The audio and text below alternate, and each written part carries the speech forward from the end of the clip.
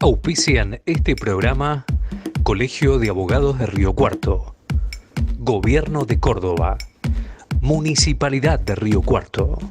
¿Qué tal? Bienvenidos, muy buenas tardes. Está comenzando Sujetos de Derecho. Hoy vamos a estar hablando con el escritor y guionista Marcelo Birmacher sobre la carta que presentó un grupo de académicos con crítica al gobierno de Alberto Fernández. Otro de los temas que nos va a estar ocupando tiene que ver con medio ambiente. Hablamos con el abogado Enrique Viale, que es especialista en este tema. Y otro de los desarrollos que vamos a estar haciendo está vinculado a ley de alquileres, las modificaciones que surgen a partir de este mes de julio. Esto es Sujetos de Derecho, una mirada legal sobre temas sociales. ¿Cómo se hace para construir la impunidad? Con acciones y con silencios. Los derechos humanos son el corazón filosófico y jurídico de nuestra Constitución. Las reformas judiciales tienen que estar rodeadas de una gran legitimidad. Las restricciones no pueden importar la suspensión total de derechos. De académicos a través de una carta abierta criticó al gobierno y se refirieron a las próximas elecciones legislativas en el país. Hablamos con el escritor y guionista Marcelo Birmacher. Marcelo, básicamente, en principio, hablar de esta carta pública firmada por intelectuales, científicos, artistas, pensadores respecto al tema de la gobernabilidad en la Argentina. ¿Cuál es tu mirada respecto a eso, Marcelo? Creo que hay una necesidad de explicitar cuáles son las alternativas que se juegan en esta elección, que no es entre socialdemocracia o liberalismo económico o entre dos proyectos con matices distintos, como puede ser el del Partido Popular o el PSOE en España, sino que hay un momento de inflexión entre si elegimos seguir un modelo chavista similar al de Venezuela, al de Nicaragua o el de Cuba, o el modelo argentino, es decir, la democracia que se institucionalizó en nuestra Constitución y que recuperamos en el 83. ¿Dónde ven esa fisura, Marcelo, en el gobierno actual? ¿Dónde lo están evidenciando ustedes?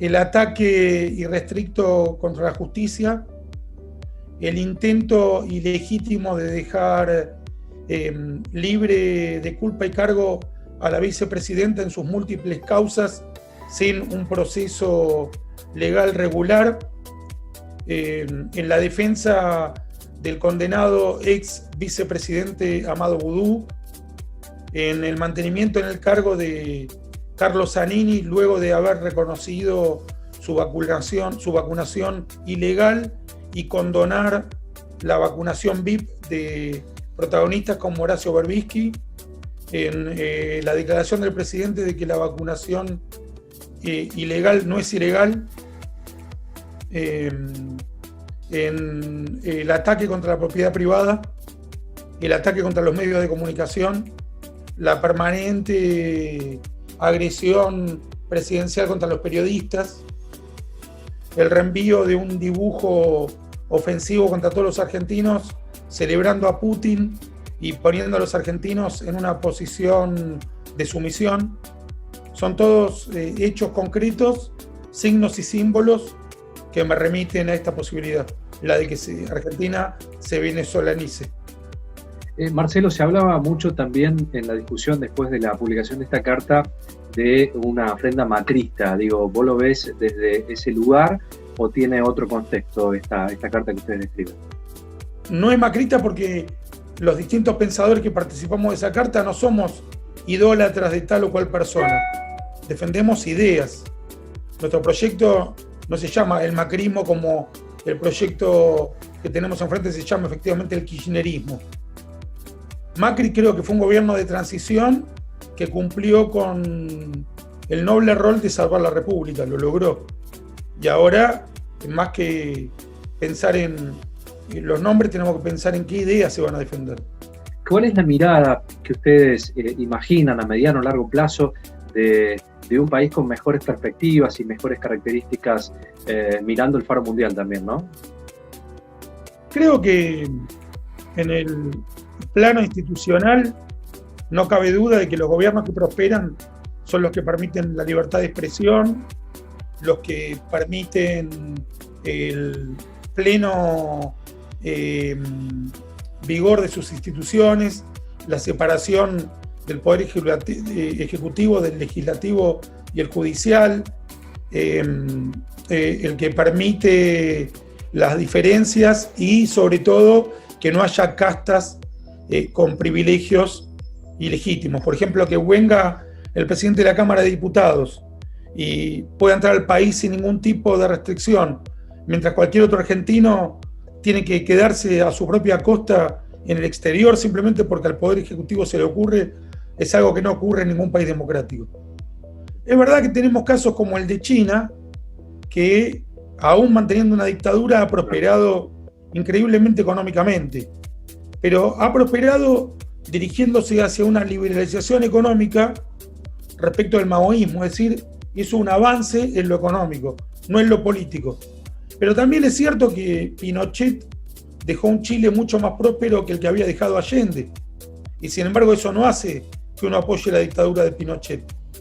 Y a largo plazo, la prosperidad siempre se sostiene en los países democráticos. Las dictaduras prósperas son excepcionales y son un enigma, pero las democracias prósperas son un sistema que se ha estabilizado con siglos de continuidad.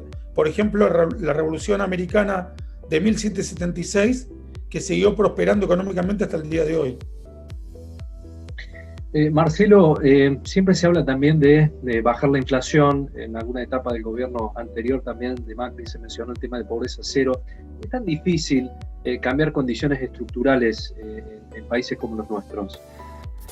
Yo no tengo una respuesta por qué fracasó Macri en bajar la inflación y la pobreza.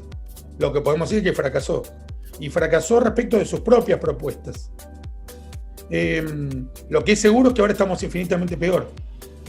La economía empeoró muchísimo más. Macri tuvo algunos éxitos.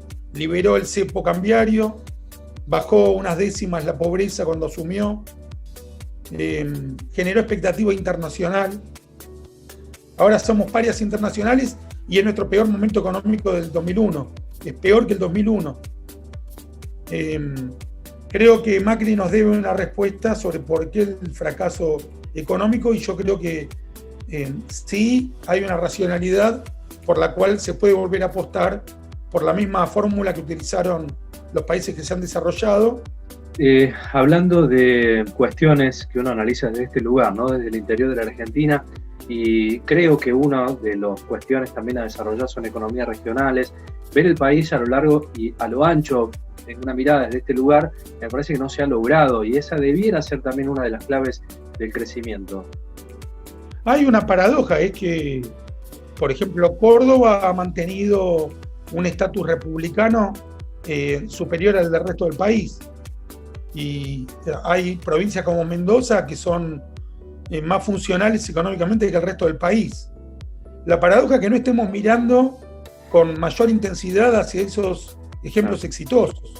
Yo creo que en primer lugar debiera formarse una federación de provincias republicanas y funcionales económicamente, que definitivamente debiera incluir a Mendoza y a Córdoba, y que eso atraería la atención del resto del país y podría formar una liga económica y política que podría ser uno de los pilares de nuestro renacimiento económico y republicano.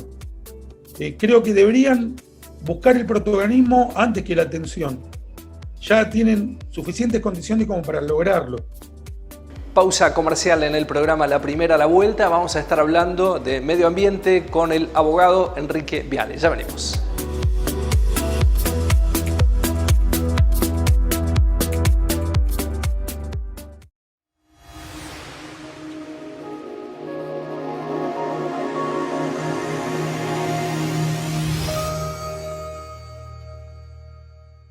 Ya está en funcionamiento el Sistema de Seguimiento Epidemiológico Responsable. Quienes tomen conocimiento del ingreso de personas al Gran Río Cuarto desde otras provincias o desde las zonas de Córdoba con riesgo sanitario pueden informar su presencia llamando gratis al 0800-444-5454 de lunes a viernes de 8 a 20 horas o llenar el formulario en la web riocuarto.gov.ar. La información puede ser aportada por las empresas que necesiten el arribo de transportes con mercaderías e insumos o necesiten trasladar personal técnico esencial para efectuar diversos trabajos. Los vecinos también pueden cargar los datos sobre la presencia de familiares o terceros que por cualquier motivo permanezcan en la ciudad. Se solicitarán los datos del vecino o empresa que informa, los datos de la persona y transporte que ingresa y la fecha estimada de entrada y permanencia en la ciudad. Es el momento de ser más responsables, ser más comprometidos y ser más solidarios para seguir cuidándonos entre todos.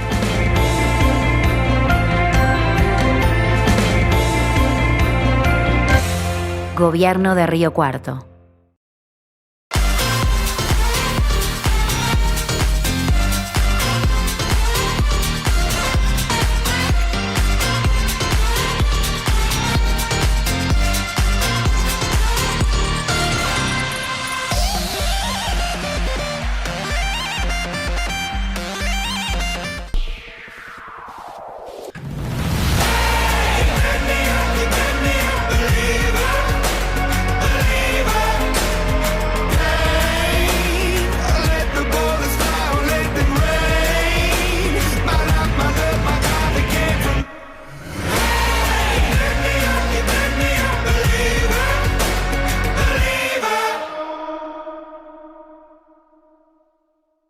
En Bayer, el futuro de la agricultura lo hacemos juntos y lo hacemos con innovación, sustentabilidad y transformación digital en beneficio de los productores, de los consumidores y del medio ambiente. Bayer, ciencia para una vida mejor. Córdoba es uno de los 10 lugares del mundo con mayor riesgo de incendios forestales. Y todo empieza por culpa de un salame. En el 99% de los incendios forestales, el responsable es el hombre. En realidad, un hombre. Un salame. No tires colillas. No quemes basura. No dejes brasas sin apagar. No seas el salame. Si ves un salame, denuncialo al 0800-888-38346.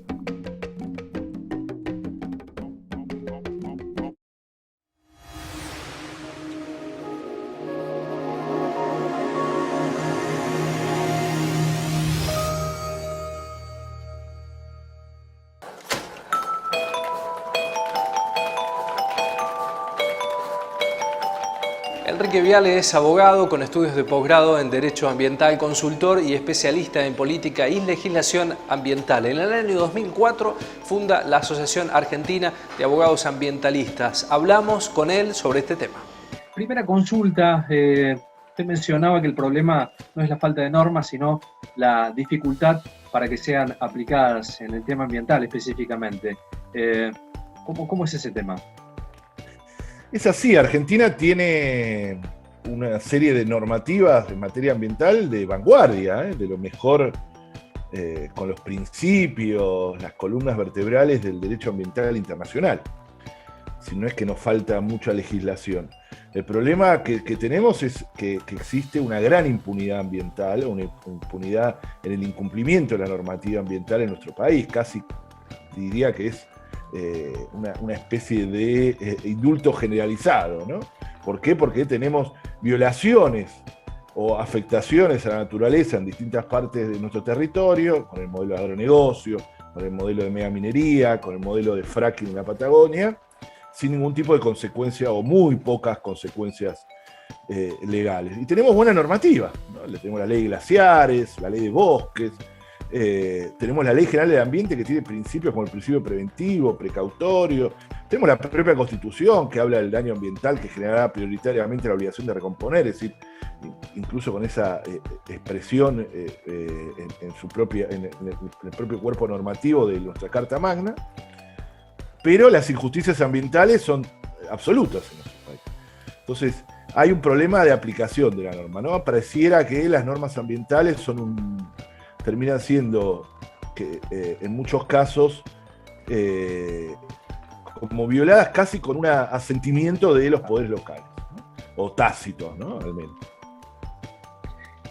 Usted también fue un activo impulsor de la ley de glaciares, ya a un tiempo de la promulgación de esa ley. ¿Qué análisis hace, doctor, respecto a esta ley necesaria, por cierto, pero hablamos también con vinculación a la primera pregunta, la aplicación, ¿no? Bueno, ese fue uno de los grandes hitos en materia de conjunción entre el Congreso y movimientos sociales y peticiones populares, ¿no? Que era tener una ley que proteja las fuentes de agua, donde nacen nuestros ríos, como son los glaciares.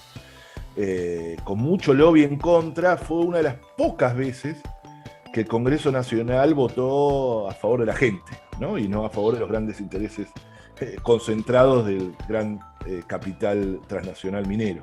Está bien. Sí, estaba prevista en 2016 una revisión, eso finalmente no sucedió, ¿no, doctor?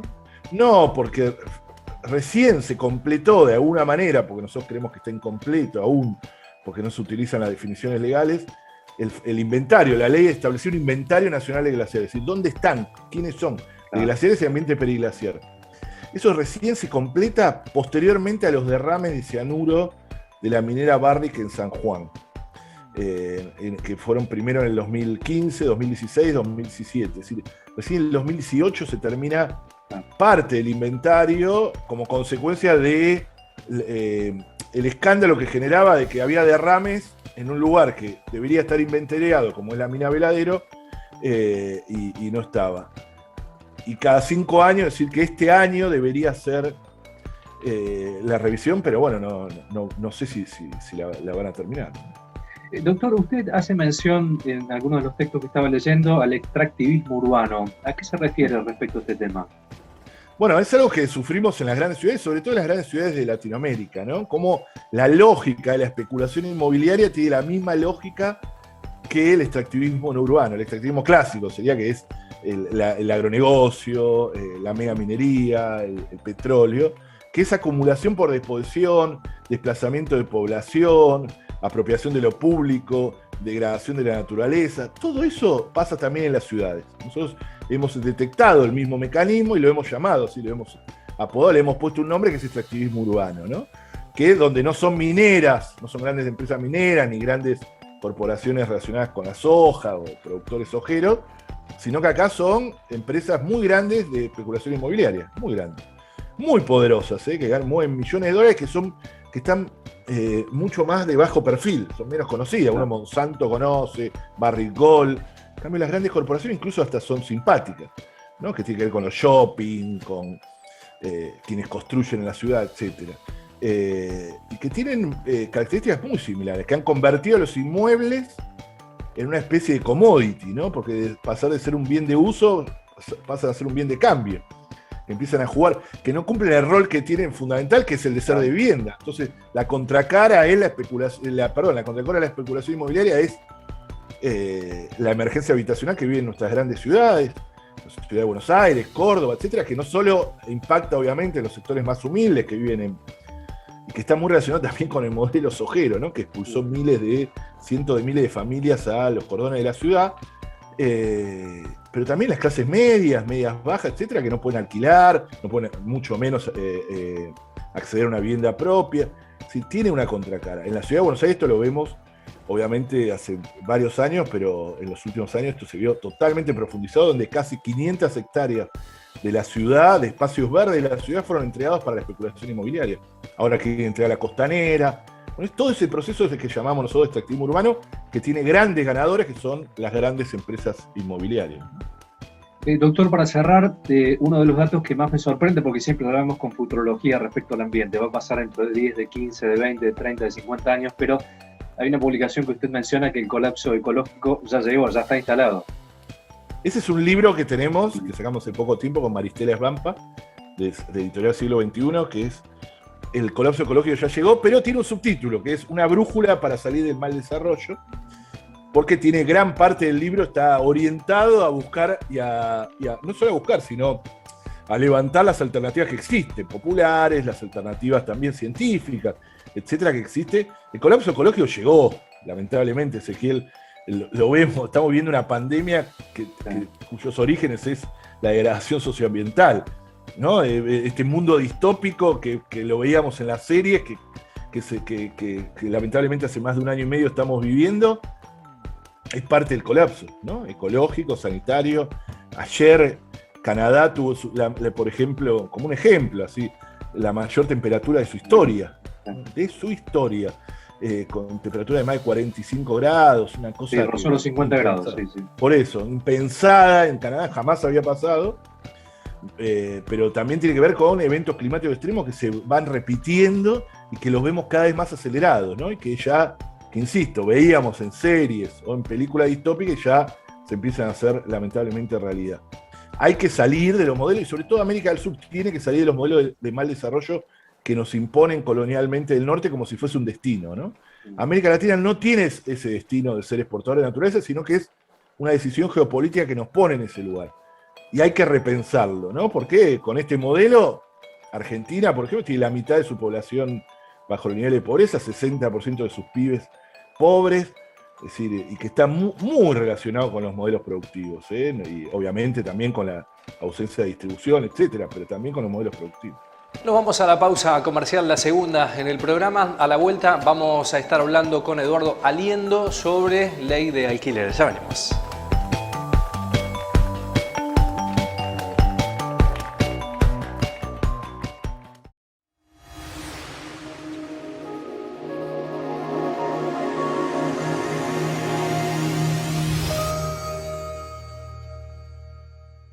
Ya está en funcionamiento el sistema de seguimiento epidemiológico responsable.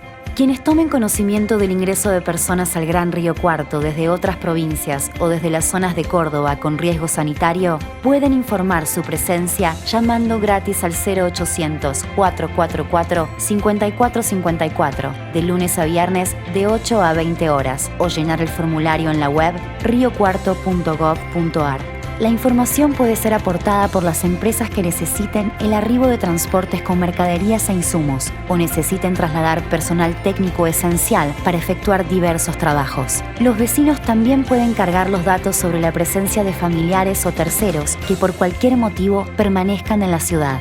Se solicitarán los datos del vecino o empresa que informa, los datos de la persona y transporte que ingresa y la fecha estimada de entrada y permanencia en la ciudad.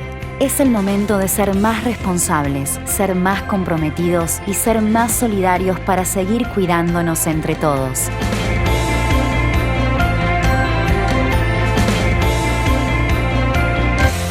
Gobierno de Río Cuarto.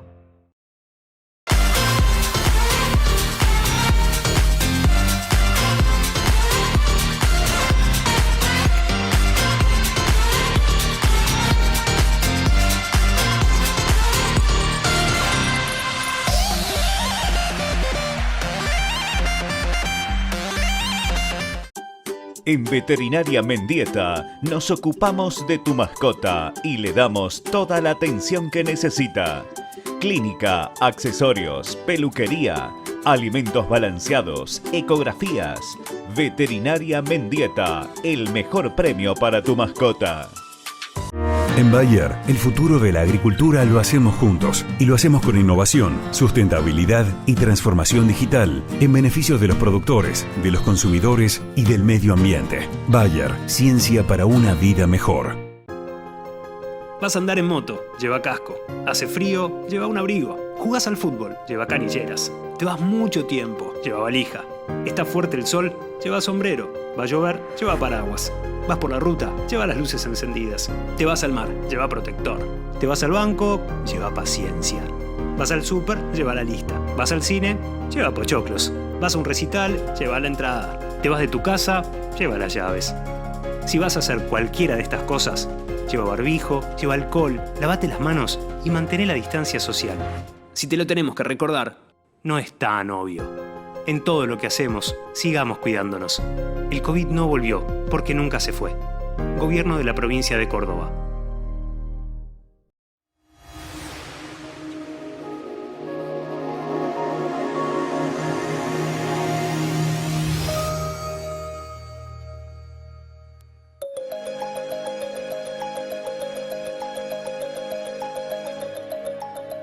En este mes de julio se aplica la nueva fórmula de indexación de los alquileres. Será solamente para aquellos contratos que fueron firmados en ese mismo mes, pero en el año 2020. Hablamos con Eduardo Aliendo, delegado en Río Cuarto de Corredores Inmobiliarios de la provincia de Córdoba. Eduardo, ¿cuál es la situación con la que se van a encontrar los inquilinos en este mes de julio y también lo que significa el impacto para los dueños de los inmuebles?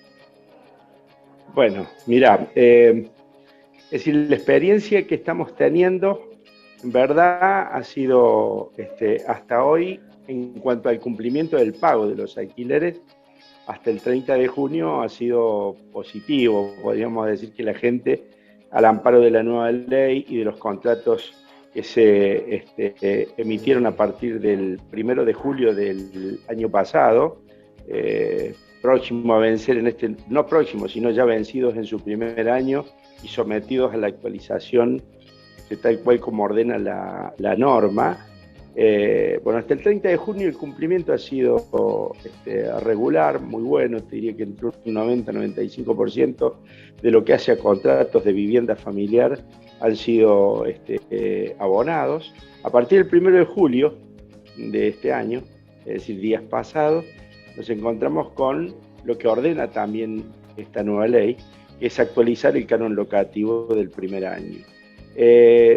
Siguiendo los indicadores del Banco Central de la República Argentina en cuanto a la remuneración imponible promedio para trabajadores estables y lo que el INDEC elabora como índice de precios al consumidor, que es la otra variable de ajuste, del 50% de cada uno de esos indicadores se obtiene el 100% por el que el canon locativo del primer año se actualiza. Esto nos va para que los valores se actualicen en el orden del 40%. Es decir, que quien pagaba promedio, no pagaba promedio, sino pagó durante todo el primer año 10.000 pesos, a partir de ahora va a pagar 14.000. Esto elevado en los casos donde el canon locativo inicial es superior. Para darte más o menos una idea, los alquileres de departamentos de un dormitorio hoy en promedio están entre los 2 y los 15.000 pesos, los de 2 dormitorios entre 18, 20, 22, casas de 2 dormitorios en el orden de los 25, 27 y 30.000 pesos, de 3 dormitorios 35, 40, y si te vas a barrios cerrados, al tipo country, donde las expensas comunes son superiores, las construcciones son nuevas, bueno, los valores locativos son bastante superiores a lo que te venía manifestando. Cuando vos te pones a analizar el ajuste del 40% que sufre el canon locativo, hay muchos salarios que no se actualizaron de la misma forma. Entonces vamos corriendo por detrás del ajuste con el ingreso. Y esto puede generar alguna complicación que todavía no la hemos visto, que se va a empezar a producir seguramente, si es que se da, a partir de estos días de julio. Por otro lado, a los propietarios, y un poco yendo a la pregunta que me hiciste inicialmente, nos encontramos con que la inflación está muy por encima del valor con el que se va a actualizar el canon locativo. Es decir, que el propietario tampoco ve satisfecha su pretensión, porque va perdiendo poder adquisitivo en cuanto a la renta percibida. De allí es que habrás escuchado que muchos de los inmobiliarios, yo particularmente lo he dicho, me parece que este formato de la nueva ley no deja conforme ni a propietarios ni a locatarios. Es decir, tiene algunas cuestiones que son importantes, que también las he manifestado en algún momento. El hecho de elevar la vigencia de 2 a 3 años le ha aportado a la sociedad, a la gente que alquila en particular, una mayor previsión. Es decir, vos tenés, en todo caso, si te tuvieras que mudar, hacerlo cada 3 años y no cada 2, como lo hacíamos con el amparo de la vieja ley de alquileres. Pero también deja algunas cuestiones que las hemos notado como problemas. ¿Cuáles son? Que la gente, al momento de contratar el alquiler, pregunta ¿Y cuánto voy a pagar el segundo año y cuánto voy a pagar el tercero? Y esta es la incertidumbre a la que lo ha llevado la nueva ley.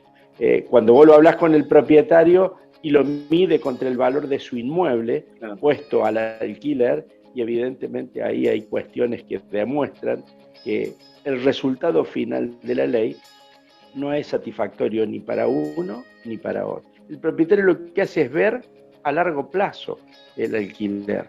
El locatario lo ve en el corto plazo.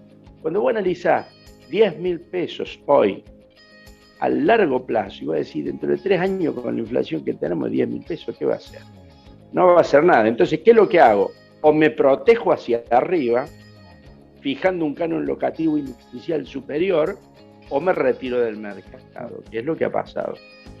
Llegamos al final del programa, ya está cargado todo este material en nuestro canal de YouTube. Nos pueden seguir también a través de redes sociales, Facebook, Twitter e Instagram. Nos reencontramos la próxima semana para seguir haciendo Sujetos de Derecho, una mirada legal sobre temas sociales.